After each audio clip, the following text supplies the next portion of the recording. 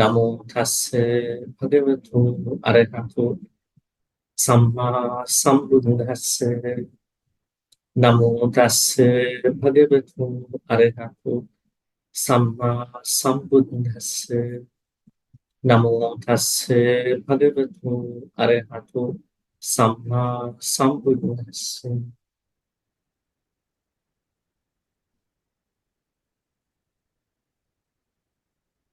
After we discuss about the review of the Noble Eightfold Path, which is the fourth Noble Truth, today we are going to discuss about the first Noble Truth.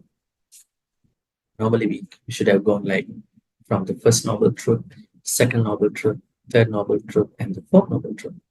But because at the beginning of this Dhammacakkappavattana Sutta, Buddha says that it is only by understanding the two ends, that means giving a lot of pain to the body and giving a lot of happiness to the body, and then following the middle path, what you call the Noble Eightfold Path, one may understand life and then finally attain Nibbana. That's why we picked up the fourth Noble Truth at the beginning. But today we are going to learn about the first Noble Truth.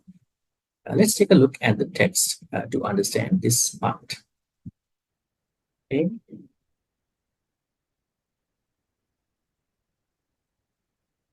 So the first Noble Truth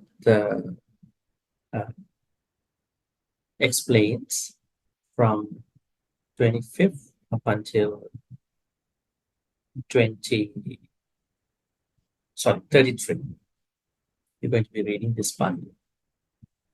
Idang ko mana bhikkhave dukkham arya satya. Now, the Buddha is going to teach about the noble truth of the unsatisfactoriness, dukkha. So he mentions seven types of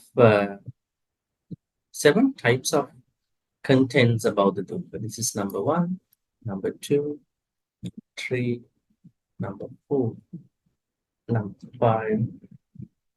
Sorry, it's going up. Number 6 and number 7. So I would say, okay, Jatipi Dukkha. Jatipi Dukkha is the first one. That means birth. Birth means we are reborn already. Birth can be an unsatisfactory. So dukkha. Let's put it as dukkha. We will discuss the Pali with dukkha separately. Jara means aging. It can be a dukkha. Vyaditi, the third one, being sick is also a dukkha. Can be a dukkha. Marana means death. It can be a dukkha. Appiyehi sampayogo dukkho, being with the people that you don't like, can be a dukkha. Piyehi vipayogo dukkho, separation from the loved ones, maybe separation from the people who you like, can be a dukkha. And then yang pichang na labhati tampi dukkha, expecting something in your life, but for some reasons you are not getting it, so it is a dukkha. So there are 7 dukkhas, as you can see here. See, Jatipi dukkha number 1, Jara number 2, Vyadhipi 3, Marana is 4, Appiya Samyoga is 5th, Piyehi Vipayoga is 6th, Yam Pichang Alapati Tampi dukkha is 7. Then finally, the Buddha says, if anybody cannot understand dukkha along the previous 7, then he briefs the previous 7 types of dukkhas in one phrase. Sanketena, in brief, Panchupadanakkhandha dukkha. Clinging to 5 aggregates is the dukkha. In order to describe clinging to the 5 aggregates, Buddha had to say different types of dukkhas at the beginning, right? Jati, Jara, Vyadi, and so on and so forth. I think we are not able to, probably a normal person cannot understand dukkha in this context. So we are going to discuss about dukkha in a different note, as you know that I'm giving notes. So let's see the notes and then we will understand what is dukkha. But before that, let me tell you. Now, the Buddha's teachings were directed to understand the dukkha. Then we have to understand why is dukkha a problem. Now, there are many meanings as well. Those meanings have been changed at different times. If you look at some translations long time ago, probably in the 18th century, early 19th century, dukkha was translated as suffering. That's what you can see in many books. And then later on, I would say the scholars and other people who translated the Pali word dukkha, they changed this, what you call, suffering translation onto dissatisfaction, unsatisfactoriness, because it's a loaded word. That means it can convey many meanings. Dukkha is not necessarily a suffering, right? So there are many meanings, but we understand dukkha to be minimally as an unsatisfactory nature of our mental states. It can be a suffering to someone in his or her life at a certain point. See our notes.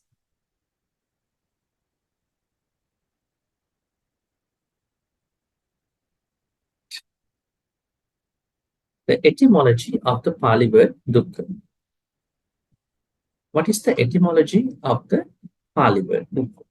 Now, this comes from Sanskrit dukkha. As you can see, there comes a story that you need to understand. What's the story? Aryans. Who are the Aryans? Now, when we learn about Pali language, sometimes Sanskrit language, even some Mahayana texts, we have to understand how did this Sanskrit come from, then thereby how Pali became available to people after certain time of Sanskrit. It is said that Sanskrit language was used by high-class Brahmins. It was not available to normal people. The other people, socially, I would say, unprivileged people, they had to use Prakrit languages. How do we call that? Prakrit. Sanskrit was for the high-class people, the Brahmins and those people. And the rest of the people, they had to use one of the languages that came from Prakrit. Prakrit. Prakrit means those vernaculars of different states. Now, in India at that time, there were 16 Mahajanapadas. Magadha, Vatsala, Kosala, Avanti, so and so forth. So most of these Republican states, they had their own vernacular, right? Like what we know in today's world. Even in your country, maybe when you go to other parts of your country, you have different vernaculars other than the normal language. So most of those vernaculars at that time in India came from Prakrit. They are not the high-class people. Even what you call Shakyamuni Buddha's lineage, they came from Kshatriyas. Kshatriyas also use certain Prakrit languages as well. So it is said in the Indian history that Sanskrit, which is the high class, the language which is spoken by the gods, they say Deva speak in Sanskrit. They say this language has its roots to Persia. That is what they say. Persia is the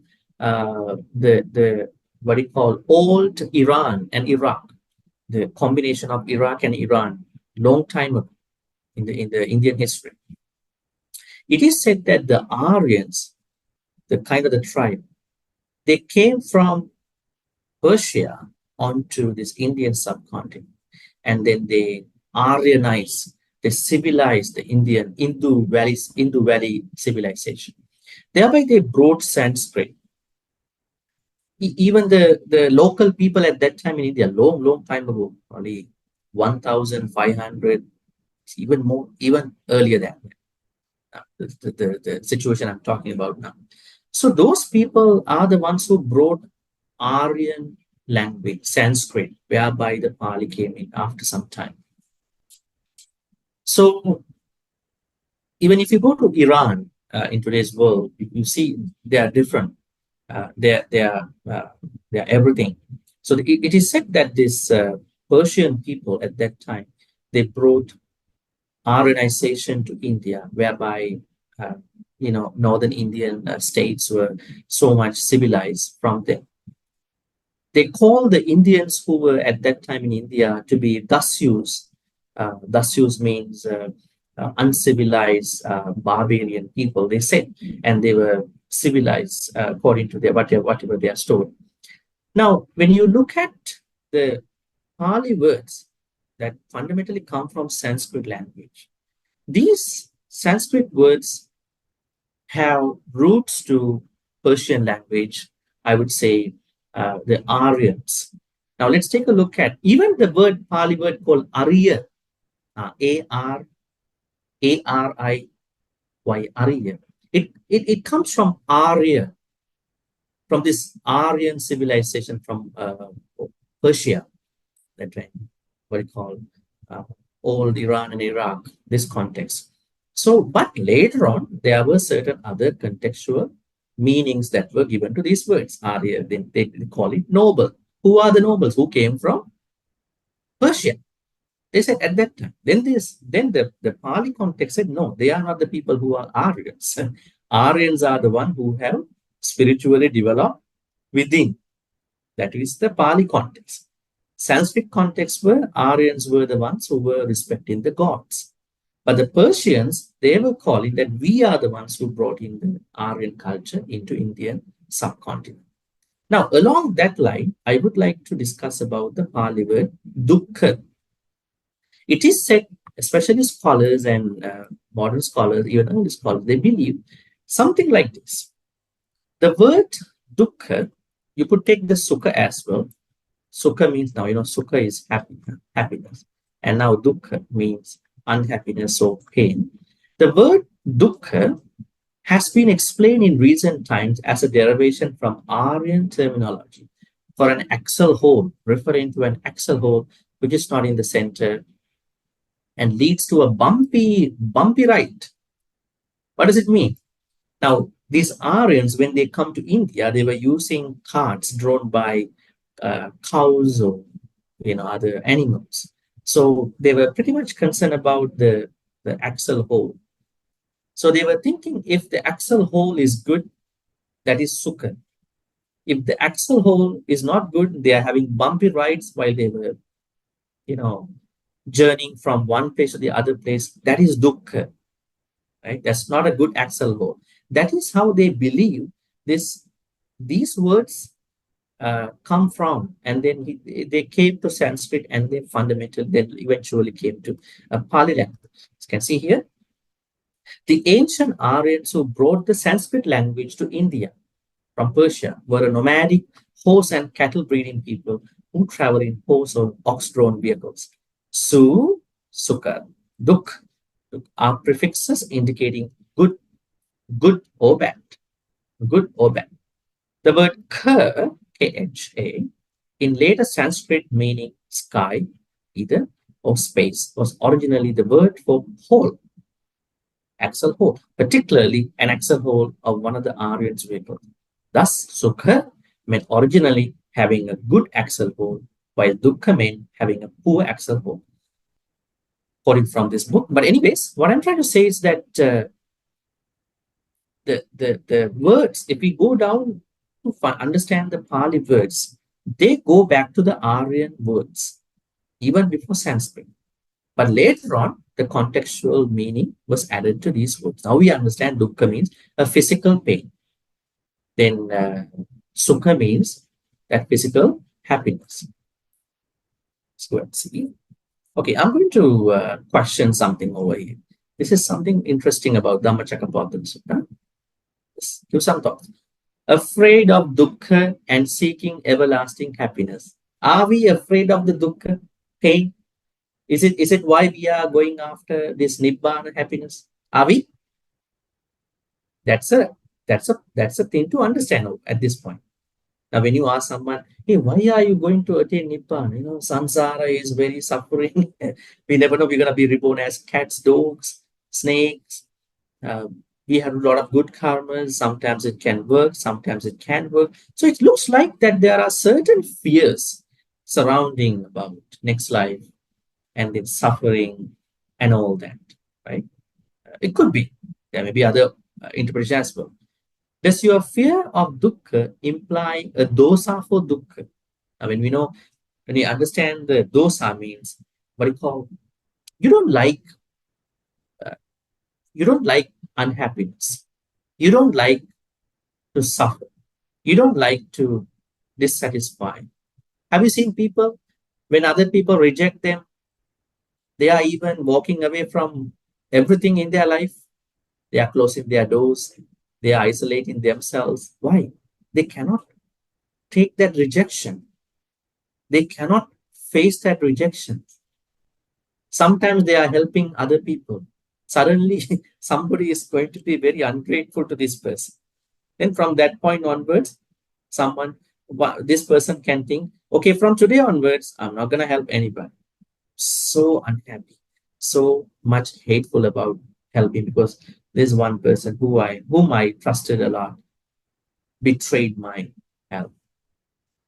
That means even there comes a lot of hatred, lot of hate, just because people cannot, people don't like to accept pain. There's a huge resistance to the pain. Because of that huge resistance, they are walking away, they are isolating, they are what you call trying to uh, shut down everything, and then they are trying to excommunicate from society by oneself. So it looks like that there is a lot of what you call uh, fear. At the same time, they are fear stricken, and at the same time that their nature of being feared has lots of hatred because they they feel that somebody might take advantage of them. Maybe they might be misled. So, anyways, what I'm trying to say is that is it because we are very scared of hatred? Sorry, is it because we are very scared of the pain? Is that why we are trying to look for the happiness, eternal happiness, nibbana? That's something to discuss with this question. And then, should we tolerate dukkha? Are we supposed to tolerate dukkha? Even the doctors are asking you, what is your pain level from on a scale of 1 to 10? Just rate your pain. Sometimes they say, we give you painkillers, but you have to bear with it. Right? Pain cannot always be skipped. Right? So, anyways, what I'm trying to say here is that uh, is it because we are scared of the pain that we are going to attain Nibbana? That is one other question to think about. And then, should we overcome dukkha? Yes, if possible. That's what we are doing here. That's why we are learning there, right? How may dukkha be viewed without resorting to self-mortification or overindulgence? What we call Atta and Kamasukha. How to understand dukkha by not falling onto Atta the fundamental two extremes of the sutta here, giving pain to the body and giving lots of sensual happiness to the body. So how to see the middle path and then to see the dukkha without these two. Actually, why a lot of people at that time in India, even before the Buddha's time, wanted to uh, follow the self-mortification. Why did they give a lot of pain to their body? They thought by giving a lot of pain to the body, they can attain Nibbana. They can attain Nibbana. They can be happier in their next life. Do we have similar ideas in today's world? Hard work. Hard work. When you are working hard, one day you are going to achieve everything. Is it true? If everybody is going to hard work, can everybody achieve the happiness one day? It might be, it might happen, it might not happen in today's world, right? Because it's not the hard work only, it is how you're going to navigate your path. Sometimes you might be putting a lot of unnecessary effort on unnecessary things. You might be hardworking on it, but your wisdom is not there, right? Your wisdom should come first, then you hard work on it, probably if it is necessary, right? And then what about the other side? What you call giving a lot of happiness to the body. There are other people, we don't mind about the Dhamma, there's one life, let's enjoy, sit, we never know what's going to happen to us in the next life. This kind of thinking, what you call Kama Sukhalika. This might not work as well, because we feel that rebirth is a thing that we can feel in the samsara. At the same time, that could be an extreme as well. So how to understand dukkha without falling onto atta-kilamatana, self-modification, and then kamsukhallikama, what you call sensual indulgence. As practicing Buddhists, what do you think? Are there any devotees who are practicing Buddhism as a atta-kilamatana yoga? Have you seen any Buddhist devotees? Maybe by a mistake, they have mistakenly understood certain Dhamma things. Now their path has fallen into a certain atta-kilamatana yoga. Have you seen such people? Are there such people? There should have such people. How do we know them? If you are one of them, how to understand, how to spot that you are one of them? Silabbata paramas, one of the fetters. That means if you only follow certain very extreme kind of sealers, morality practices, then you are one of the atta-kilamatana yoga, atta-kilamatana yogiya. If you are a male, you are atta-kilamatana yogi. If you are a female, you can be called as I'm an atta-kilamatana yogini, which are really dangerous in our practice. So I think I already shared with you, when you practice sila, never ever end up in the sila. If you end up in the sila, then what will happen is that you will go to katta-kilamatana yoga. All right. So this is just to, create curiosity about this topic of dukkha. All right. Now, I want to tell you that there are two Pali words for the pain in Pali. Dukkha specifically refers to physical pain. Body pain, physical pain. What about the mental pain? We have another Pali word, domanas. Dukkha domanas. Dukkha is physical pain. Domanas is mental pain. What pain do you have all the time? Is it the physical pain or the mental pain? 50-50? 50% of the physical pain, 50. Sometimes people don't have physical pain that much. Their problems are mental. They have a lot of domanasas. So where do we find this Pali word domanasa? In the Satcha Vibhanga Sutta. The Dhammacakkappavattana Sutta was not properly elaborated on the Four Noble Truths. Then Arahant Sariputta explained the Dhammacakkappavattana Sutta's elaboration under the Satcha Vibhanga Sutta. I probably think Brother can share the Sutta while we are discussing. If you can look it up on Google, Satcha Vibhanga Sutta. Just type in the link over here. So in this Sutta, Arahant Sariputta said, it is understood that pain is twofold: physical pain, mental pain. Dukkha is physical pain, Then domanassa is mental pain. All right. Then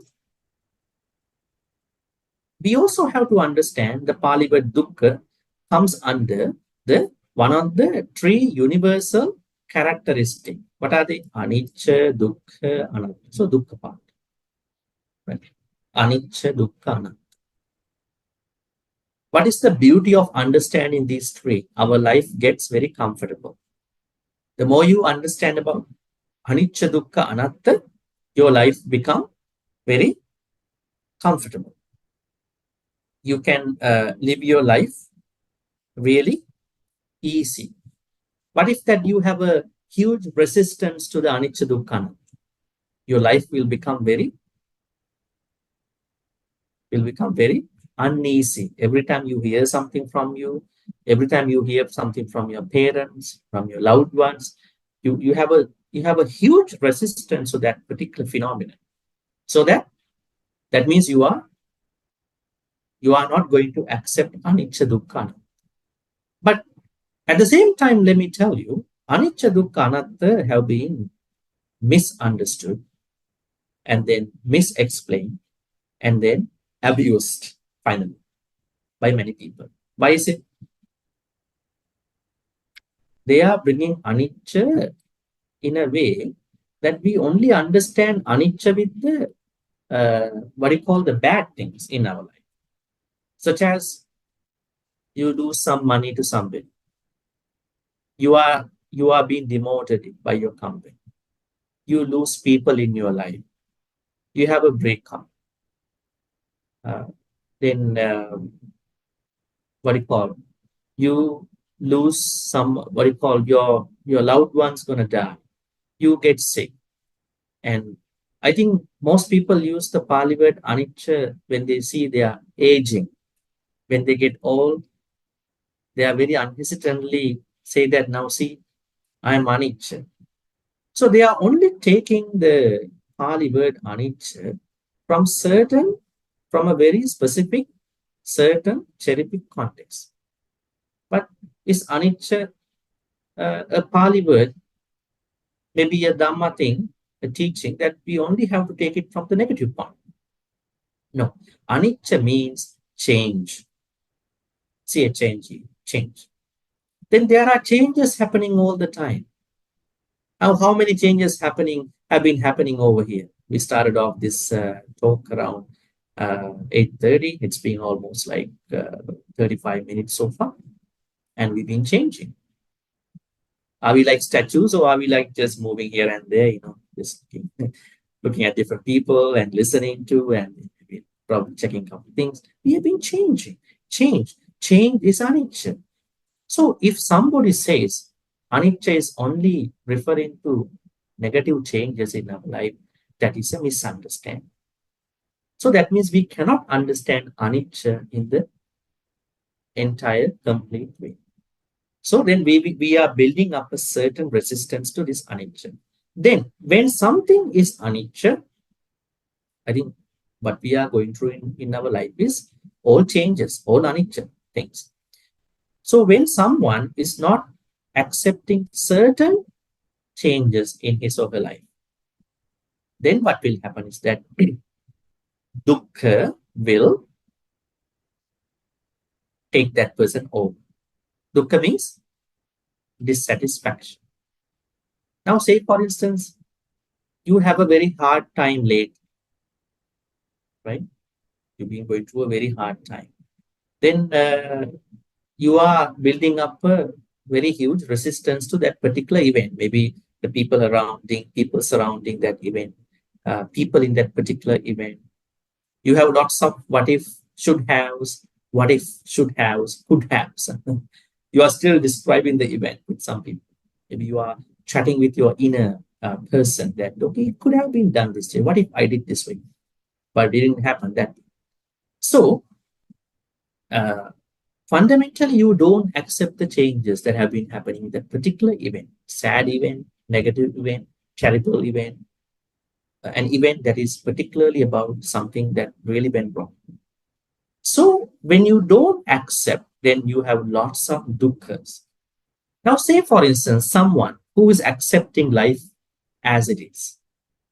Changes, happy changes, unhappy changes. Outrightly accepting changes, outrightly, immediately.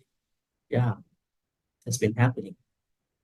And that person will have a very minimum, no, I would say, minimal to no effect in terms of dukkha in his or her life.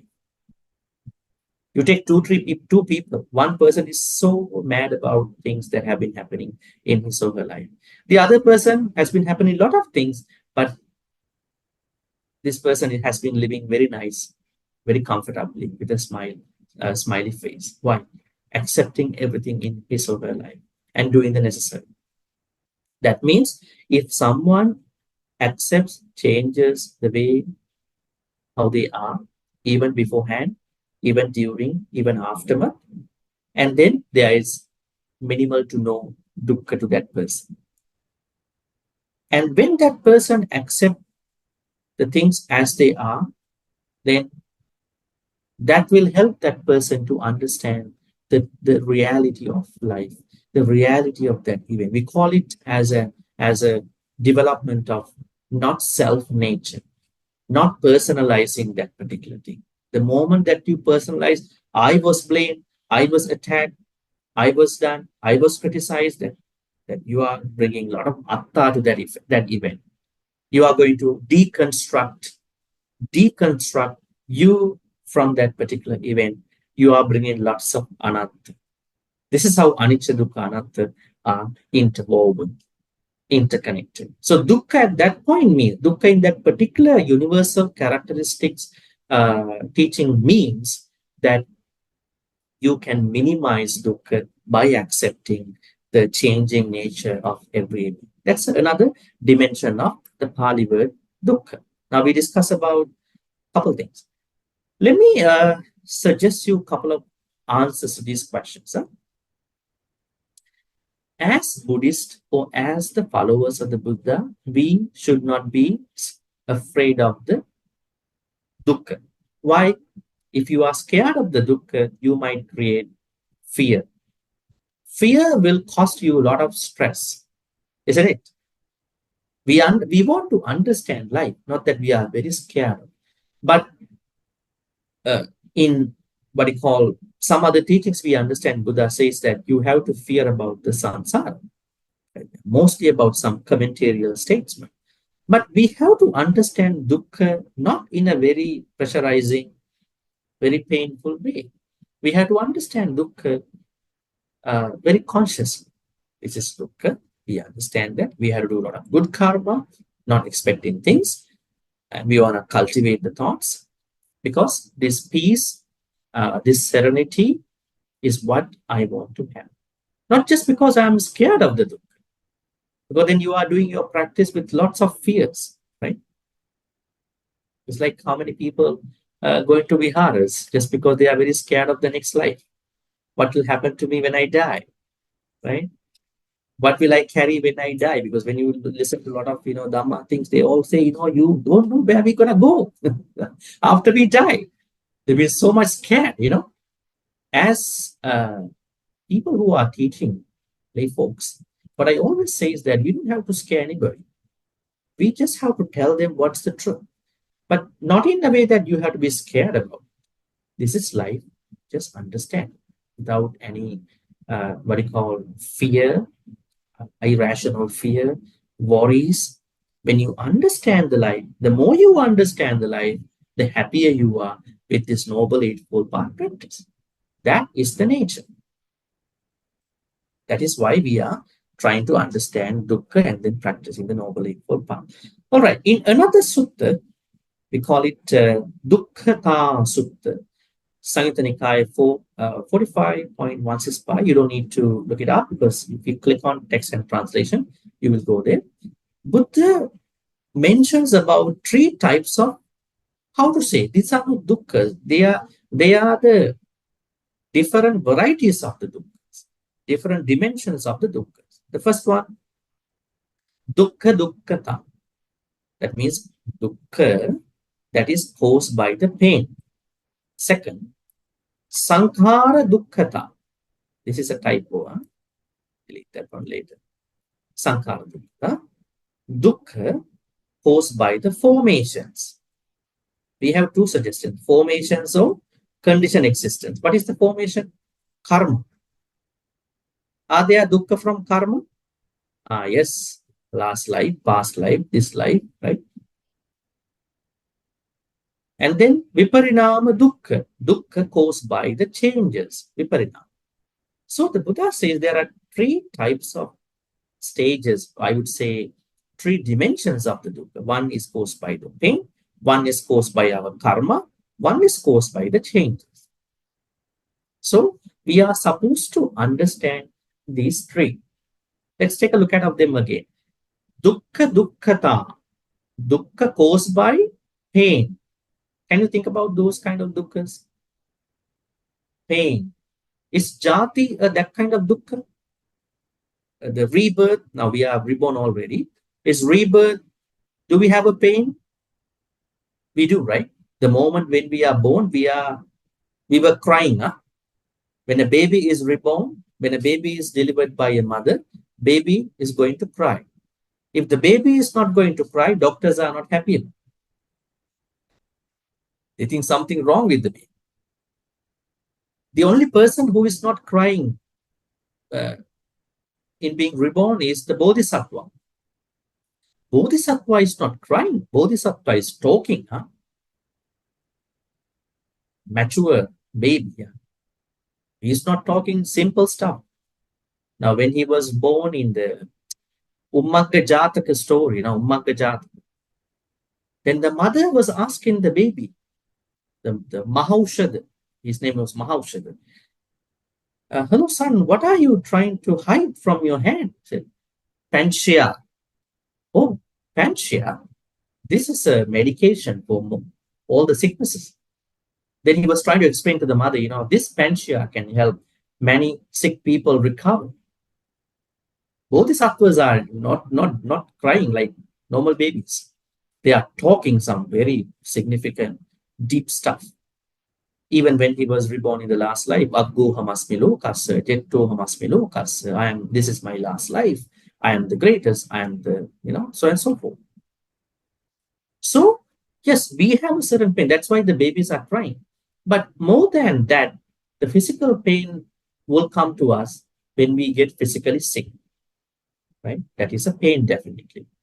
What about aging? Does aging carry any kind of physical pain? When you get old, do you feel like achy places? You feel like muscle pain, back pain? You can't sit down properly? You have knee pain? Yes, there are certain pains coming out because of our aging process. Do you have other pains? Other pains are relevant to other types of category. Let's see. Now, let's see what you call separation from the loved ones. Yes, there's a mental pain. Then association with the dislike people. You don't like those people, but you have to be with them. Huh? Right? Sometimes you don't like, but when you go there, they are there. So you have to talk to them, right? But you don't like them. So this is also dukkha, pain. So it can be any type of dukkha which can cause pain. Then the sankhara dukkha, this means the karmas, bad karmas we may have done in our past life, even in this life without wisdom, right? There are a lot of past karmas that can come to us, right? So we are struggling with those karmas. What about in this life? Do we have any thing that we are going through as dukkha due to poor reasons, poor judgments, poor decisions? Yes, sometimes we make very bad decisions to be with wrong people. Asapurisa. You are trying to make life with the wrong person. And then every moment you think that I made a bad decision, a poor decision, and then it creates a lot of discomfort, inconvenience. And then sometimes you made a bad choice about your career. You made a bad choice about doing other things. So they are not past karmas. They are karmas you made here. They also carry a certain dukkha. We call it sankhara dukkha. Then viparinama dukkha. You are looking at how was I in my 20s? I was so pretty, handsome. Now I'm in my, I don't want to say that age. Why can't I go back to that particular age anymore? Just a cherished memory only. Because you are trying to think of, you don't accept the change and your beauty at this point. Because you are always going back to the time. That's why a lot of people go back to the past. They go back to the past and try to think about cherished memories. Just not necessary all the time, right? So we call it viparinama dukkhata. Anyways, these are three dimensions of the dukkha mentioned under the Dukkhata Sutta. So dukkha, Dhammacakkappavattana Sutta talks about 7 types of dukkhas. It will what it was summarized as the last one. But other suttas talk about different things. Now, in this sutta, Dukkhata Sutta, Buddha talks about 3 different dimensions of your dukkha. Dukkha caused by pain, dukkha caused by past karma, this life karma, dukkha caused by changes. All right. What is the only way to completely understand the 3 sorts of dukkhas mentioned above? Dukkata, Sankhara Dukkata, Viparinam Dukkata. Now, we all are very concerned about the Buddha's way. How did the Buddha teach us to understand dukkha caused by the pain, dukkha caused by past karma, this karma, dukkha caused by changes? How to understand? What to do? This is the sutta. This is the answer. Dukkha Sutta. This is a conversation between one man and Arahant Sariputta.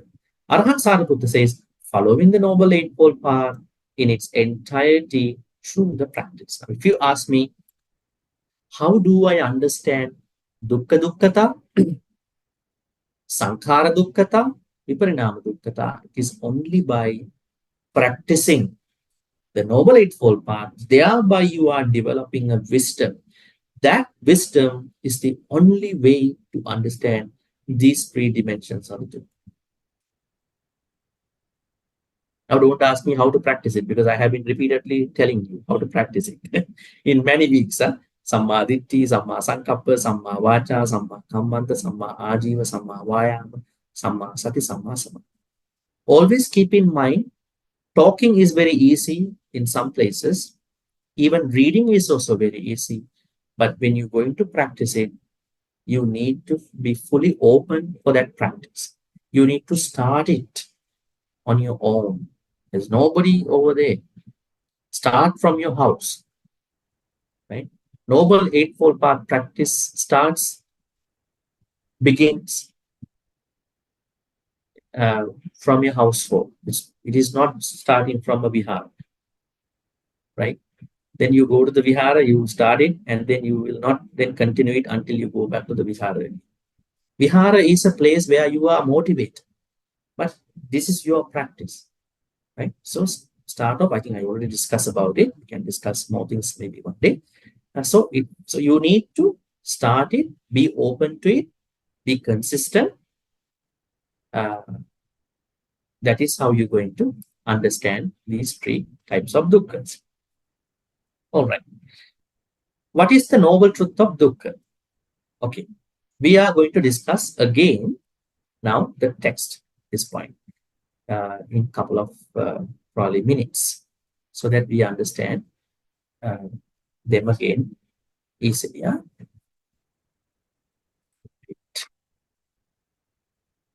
Okay, the first dukkha is jatipi dukkha. Jatipi dukkha is birth is dukkha. Is everyone's birth dukkha? Now there is someone who is reborn in a royal house, royal palace. That could be a different kind of rebirth. But there is someone who is going to be reborn in an extremely difficult place, into a very, very unprivileged place. All these are rebirth. At the same time, there is somebody who is going to be reborn as an animal, as a yakka, as a peta, as a hungry ghost. So the uncertainty that is going around this rebirth is why the Buddha says it can be a dukkha. For some people, it might not be. For many people, This can be a dukkha. Okay? Because there's lots of uncertainty that is going around surrounding with this next life. Then the second one is jara. Jara means decay, aging. How do we understand decay? How to understand our decay, our aging? The day that we feel, I got my first white hair. I got it. This means I have to accept. Like the Makadeva king. Remember the Makadeva story? Just a Jataka story. Makadeva. The Makadeva king told the barber, he had a barber. So you should tell me when you find my first white hair. On that day, I'm going to stop being the king anymore. I'm giving up my kingship to somebody. I'm going to the Himalayas. So one day Baba found out the white hair. Dear my lord, there is the white hair. Okay. So I have come to this place. I'm gonna give up my kingship to somebody. At least the king left the palace. What has been happening to us when we see the first white hair? So unhappy on that day. Have I come to this stage of my life? And then what about other things? Wrinkles of the body. Wrinkles. Valitta chata. We call it Valitta chata in Pali means wrinkles. And then Kandicham. Kandicham means broken teeth. Palicham means white hair, whatever. So these changes, I mean, Buddhism does not say that whenever you have the white hair, you have to keep the white hair as it is. You may color the hair. that is at your discretion. But at the same time, because you have to feel good about you. But what the Buddha says is understand that there are changes happening. Sometimes there are people who have become old, but their wisdom has not been that old, that mature. Physically old, but mentally they are not old. They have not been wise compared to their age. That's why the Buddha says, when the things that related to aging happening, try to accept it, but you don't have to feel bad about yourself. There are people who feel bad. See, I'm so old now, I don't know what to do. Don't come to that place. Feel good about you because you can do a lot of good karmas at that point. You don't have to end your life. So anyways, when the things that are related to the what you call decay, aging happening, try to accept it. Now there is a science for that in the West. We call it gerontology. What do you call it? Gerontology. This is a subject, gerontology. Now this gerontology is a science where many universities in the West studies about how people get old and what to do, how to embrace aging. Because a lot of people take it only as a spiritual science, spiritual thing. Anyways, that is jara. Then vyadipi dukkho, being sick. Sick. Definitely, this is the worst pain that many people are having. Vyadi. How do we face sickness? Did the Buddha ask us to, hey, don't take care of your body, be vulnerable to the sicknesses? He never said that. He said, take care of your body, sleep well, eat well, in the proper way, try to lead a spiritual life. Even you are doing so, you still can get sick. Sometimes you are spending a very healthy life, but still the sicknesses are awaiting you. Maybe a cancer, maybe probably a very rare disease, right? And you are trying to understand, but you try not to get sick, because when you get sick, you may have some dosa about your life. Why it happened to me? Why it did not happen to other people, right? Why it only happened to me? But you are trying to think that you are trying to be healthy in case even you are doing those efforts. If the sicknesses are coming to you, you are trying to understand. This is what the Buddha said by Vyadipi dukkho. This is dukkha.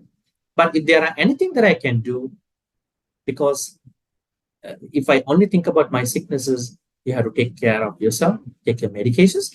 But if I only keep thinking about my sicknesses, I might not be able to practice more Dhamma. That's why the Buddha said, don't take the sicknesses as a point that you are not taking care of yourself anymore. Try to take it as a reality of the life, but behave in the proper way for your Dhamma practice. But still, it can be a dukkha to some. Maranampi dukkha. Maranampi. The worst thing that even people don't like to hear this Pali word, marana, death. And death is what you call,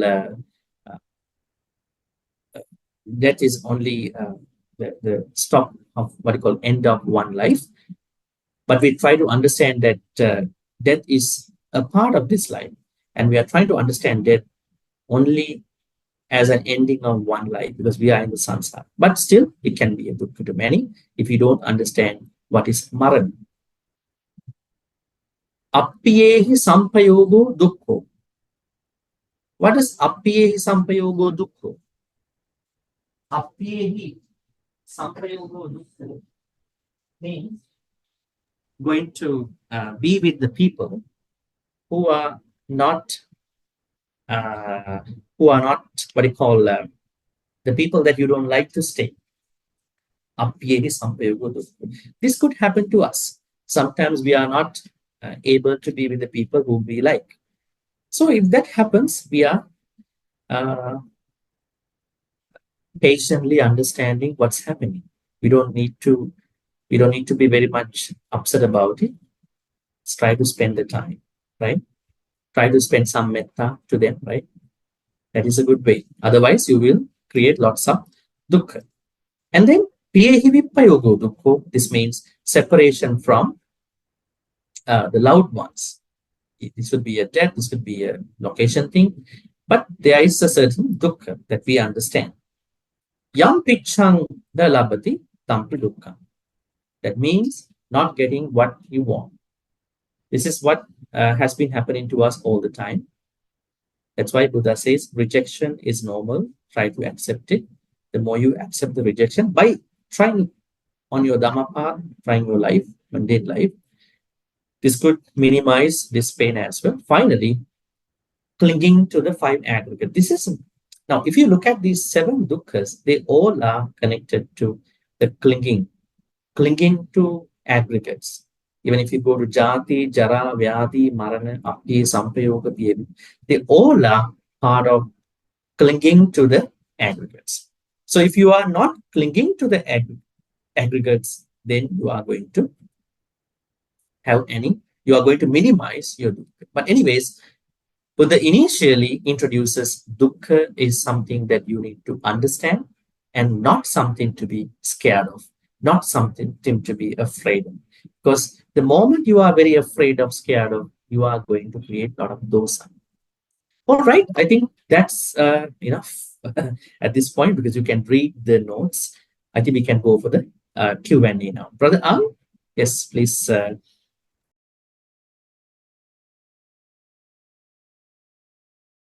Right now, there's no question yet. So why don't I kickstart with questions, Bante?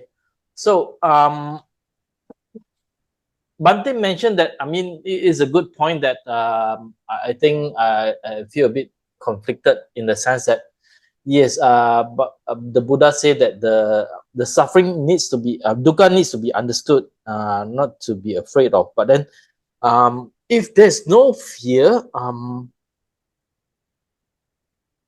let's say, for example, I mean, there must be some sort of fear of wandering in the rounds of samsara for one to be compelled to get out. If there's no fear of the dukkha that one may face in samsara, then there is no motivation to put forth the effort to get out.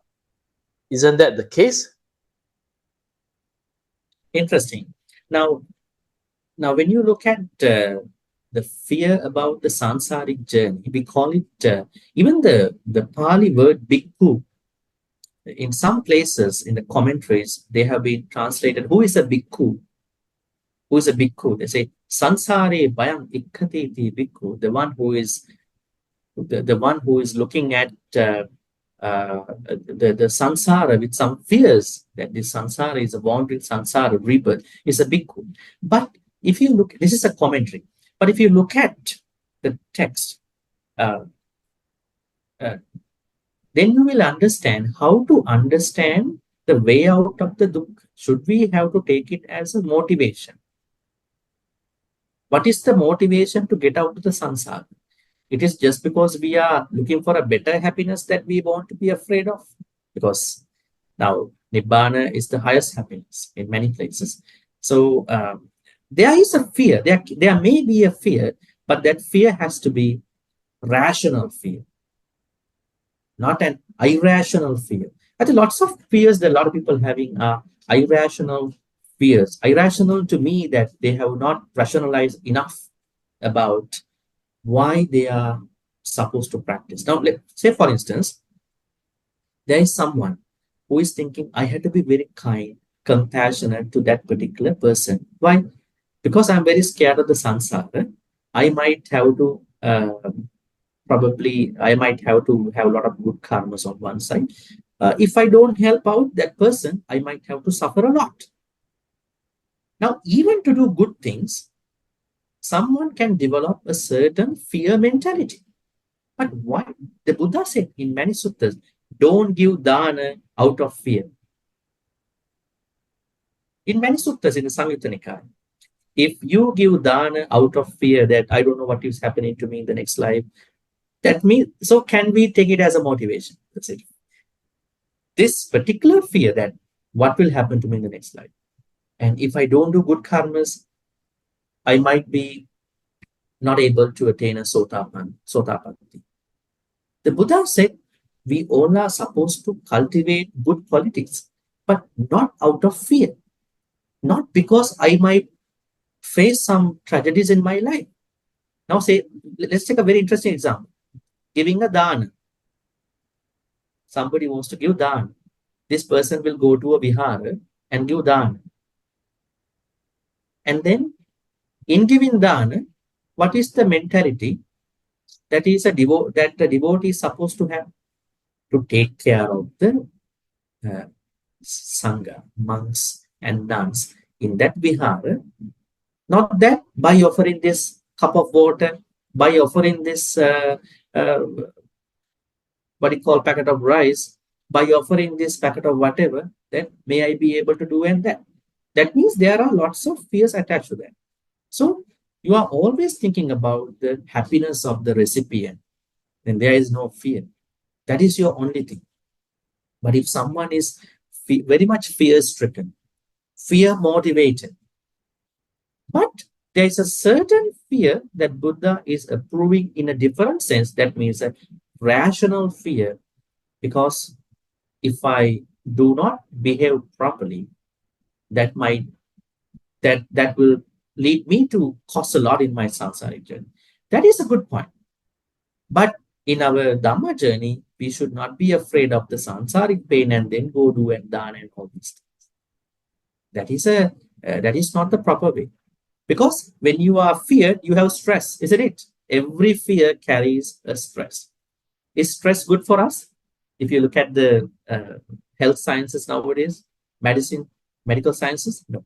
Stress costs a lot of energy. It costs you a lot of energy. It will lead you to have problems, diabetes and all that. So a rational fear can be a motivation. But in our most of day-to-day Dhamma journey activities, for completing daily spiritual Dhamma activities, we should not bring fear onto that and then to be fear-stricken and then to be involved in those things. We are doing because we want to cultivate good things. We want to serve for other people. Why we are kind, not because I want to make my next life. My next life will be okay, definitely. They are complementary. They are complementary things. But why I'm doing as such? Because I'm not feared about it. I want to see the happiness of those people. This could be monks and nuns, this could be poor people, other people, those who are struggling. So rational fear could be okay. But for the most part of our Dhamma journey activities, we should not be scared of samsaric journey. We are doing for to see their happiness. That is how we look at it. I think we got some questions here, right, brother? Maybe I can yes. read There are them 3 here questions. just to minimize the time. Bante, is life is not over acceptance can have a counter effect and leads to dukkha, because then one won't make effort to strive for improvement. Complacency sets in. Well, it depends. It depends. I mean, we could go for some psychological ways to look at it, because everyone practices Dhamma in his or her own way, personal ways. So it might not be over to all these people, but what is meant in these teachings is that if you are taking lots of fear onto your spiritual life, it might not be good to keep your practice seamlessly. So, as I said, I think my answer to you, brother, question, I think answers this question in different ways. So that's how we are going to look at it.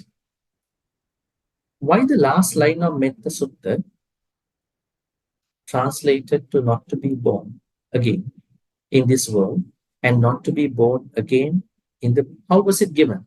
Dittincha anupagamma silava dassanena sampanno kamesu vinaya geda nahi jatu gabbaseya punare tirti. Okay, not coming to another boom again in the samsara. Now that was given to understand the final goal of the metta practice. Metta practice has been described in a way that someone is going to be an anagami at a certain point, at the very least, and then attain Nibbana in one of the pure lands, one of the 5 pure lands in early Buddhism. And why it was said that not to be reborn again means that this was actually describing the Nibbana, the importance of Nibbana, because the uncertainty about the next life is what is meant by this not coming to a womb again, because this womb is not specified. What kind of womb is this? How many animals are there with regard to the womb? It could be any being. It is not just a human womb.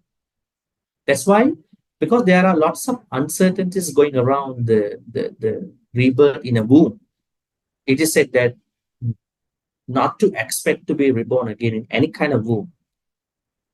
That's why, on one side, this is the goal of the metta practice in the larger, broader way. On the other hand, looking at the Nibbana at the same time, because there are lots of uncertainties. You could be reborn in a womb of a very painful life. And when you are reborn in a painful life, you could have lots of dosa. Say, for instance, you are reborn in a womb of an animal. What will happen to you?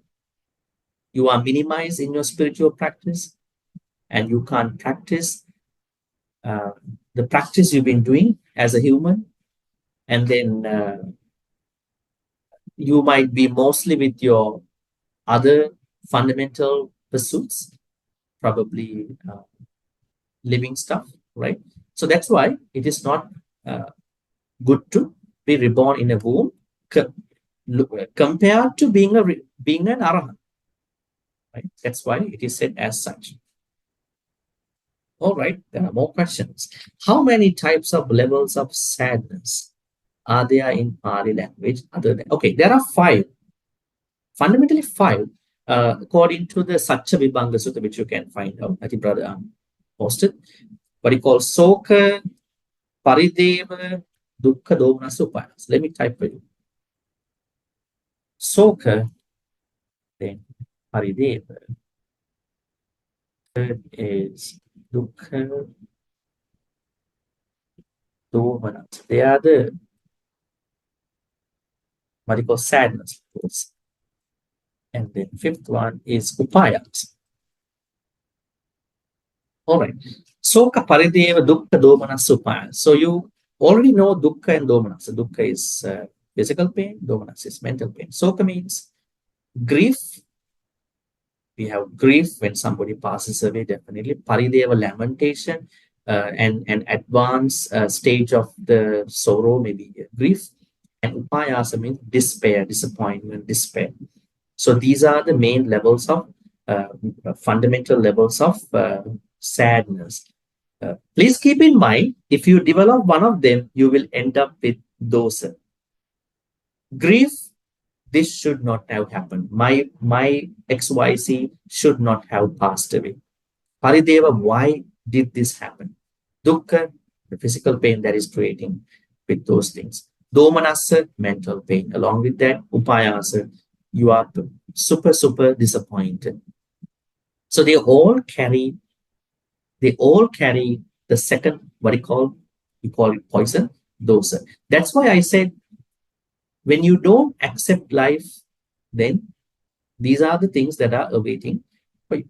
All right, then how to overcome pain when we lose our family members?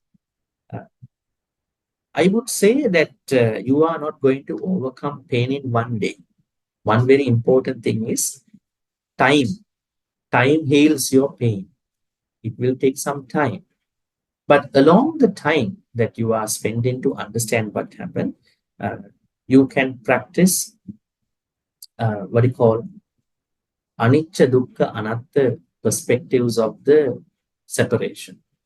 So along the time, you are going to see with that particular separation, along with the why anicca relates to this event, why dukkha relates to this event, why we have to understand anatta. So number one is time. Let time heal you. At the same time, incorporating anicca, dukkha, anatta into that particular event. Can we explain anicca without time of past, present, future? I don't think. Yeah, we have to use atita, anagata, pachuppanna. We call it atita to be past, present to be pachuppanna, anagata means future. We cannot explain anicca without these three, because anicca means changes. What was changed? Something that was in the past, isn't it? What was changed? That was in the past. Now we are experiencing the repercussions of that change in the present time. If I don't understand that anicca, then I am going to suffer a lot in my future. So anicca cannot be explained uh, without the time. I think that's all. Interesting. Maybe we can get more questions if you have. I think till somebody asks another question, I can go back again to this question. In life, isn't over acceptance can have a counter effect and leads to dukkha? I think this over acceptance has to be understood. Now we try to accept things, but just because we accept, it doesn't mean that our understanding is going to be very low. We are accepting to improve our understanding and then to respond to the event healthily at the same time with some Dhamma perspective. There are people who are accepting too much and cannot do anything, cannot respond to the event properly. That is their weakness. So they have to improve. While they are accepting, they have to improve the response part. Now, say for instance, how many people are there who are thoroughly accepting what has been happening, but they don't have enough courage. They don't have enough courage to respond in the proper way. So that could be an issue. But accepting life, accepting everything according to anicca, dukkha, that is our way, is a good thing. When you accept, then you have to know how to respond with some wisdom to those what you call aftermath. What is subsequent, what is following to the acceptance. That is what I am saying as effort. You should have some effort, samma vayama, to respond. That is how you are going to improve in your life. Okay, how about, okay, we got questions again. How about anicca of a process or activity on change itself? How about anicca of process or activity on change? Do we have to use time here? How about in the ultimate sense? All right. Yeah, I mean, process or activity. We are the ones who are changing the activity, isn't it? We are the ones who are supposed to change the process, not the activity itself, not the change itself. That means we are the ones who are going to change that particular activity. Maybe you are not particularly looking at a certain example. Say, for instance, there's an activity. Uh, maybe you are someone who is responding to someone angrily, right? You don't do some reflection, self-reflection, right?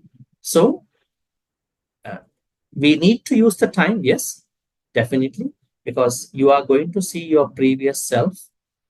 How did I behave? What did I do? Definitely. And then because you are going to review that particular event with some reflection, with some wise attention, then you are going to change the nature of response if it happens again, if it is going to happen again. Right? This is a individualistic thing, right? Otherwise, you can't change the process. Process or the activity should be connected to you when you were responding. Dear Bhante, why are the 7 types of dukkha considered as very interesting? Now, when the Buddha was teaching Jati Pidukkha, Jara Pidukkha, Vyadi Pidukkha, Marana Pidukkha, Appiya Sampayoga Dukkha, Appiya Vipayoga Dukkha, then Yam Pichang Nalabatu Tampi Dukkha. Still, there are people who don't understand this, isn't it? There were people who could not still understand, even in today's world, when you hear something like the birth is dukkha, someone might think in the modern world, what is that? Just because we were born, we are going to learn some Dhamma, right? Then Buddha had to teach it in a very concise way. That's why he said, all these dukkhas are arising because we are maintaining 5 aggregates, Rupa Khandha, Vedana Khandha, Sanya Khandha, Sankhara Khandha, Vijnana Khandha. What are they? Mind and matter. We all have 5 aggregates. Animals, all living beings have these 5 aggregates. Now, dukkha is not having a 5 aggregate, isn't it? Do you have problems with 5 aggregates? Just now, we all carry 5 aggregates, mind and matter.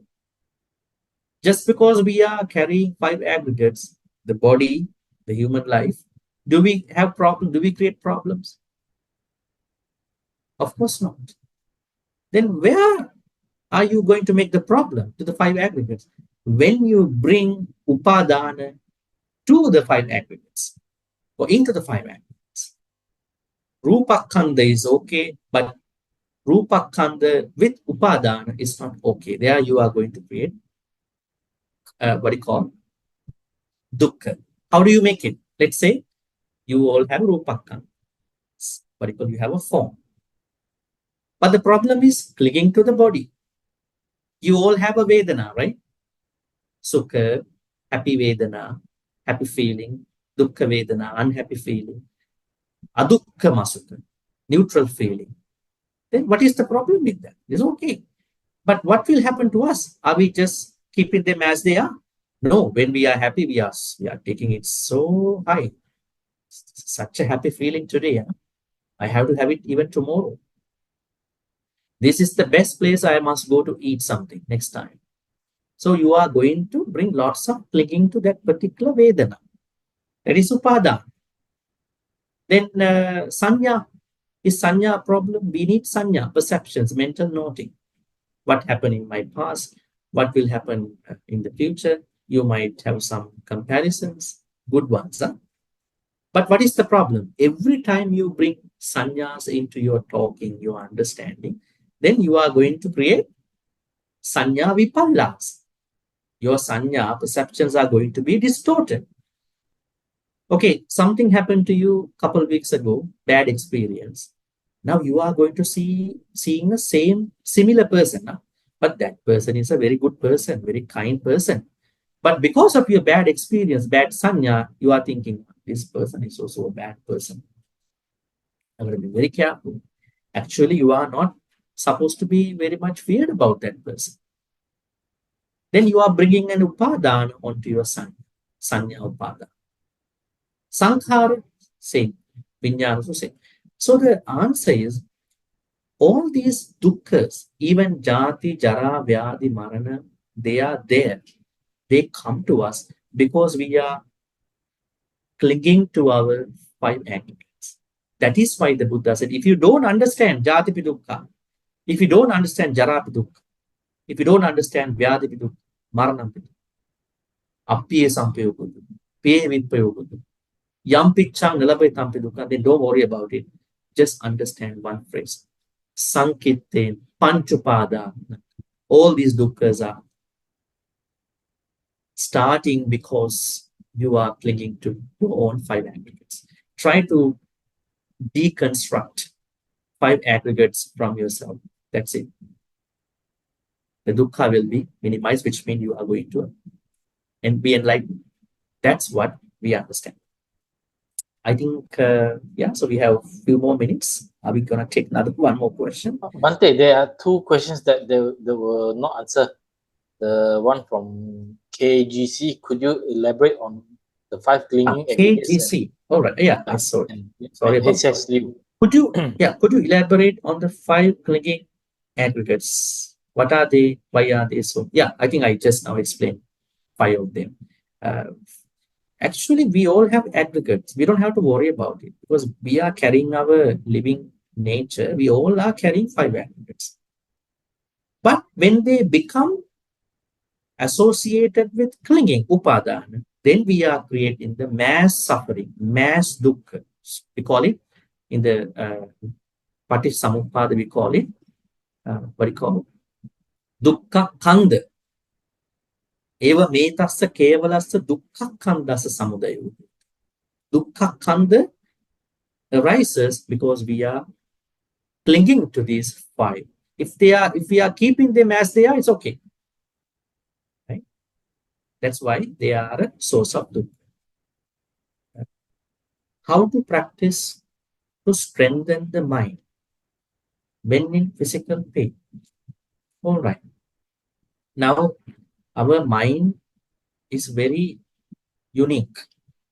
Now, if you go to understand the experience of the mind, the Buddha said in the Dhammapada first stanza, Mano Puppangama Dhamma, Mano Setta Mano Maya. So, mind, everything is led by the mind, everything is mind made. And he said, all our experiences are made by the mind. What are our experiences? Sanya, Vedana, Sankha. What are they? Perceptions, then feelings, and then formations. They are what we call as experience. Whatever experience we had in our life, they all are consisted of Sanya, Vedana, Sankha. The nice thing is that they all are carried by the mind. So how to strengthen the mind? I would tell you, bring lots of understanding. I would say, bring anicca dukkha anatta onto your experience. Bring anicca dukkha anatta to your sanya. Bring anicca dukkha anatta to your vedana. Bring anicca dukkha anatta to your sankha. Then you are going to strengthen the mind. Then your experience will be wholesome. Because our sanya is not always wholesome. Our vedana are not always wholesome. Our sankhara are not always wholesome. So strengthening the mind means that you are strengthening your mind experience. So that's how you're going to strengthen them. When you are strengthening the mind as such, then the physical pain, mental pain will not be accumulated. Why? You are bringing lots of anicca dukkha anatta to your experience, sanya, to your sanya, vedana, sankhara, so that you will see physical pain or mental pain or whatever the pains that the Buddha said here in a very wise way. That wisdom will be there with those three. I think that's all.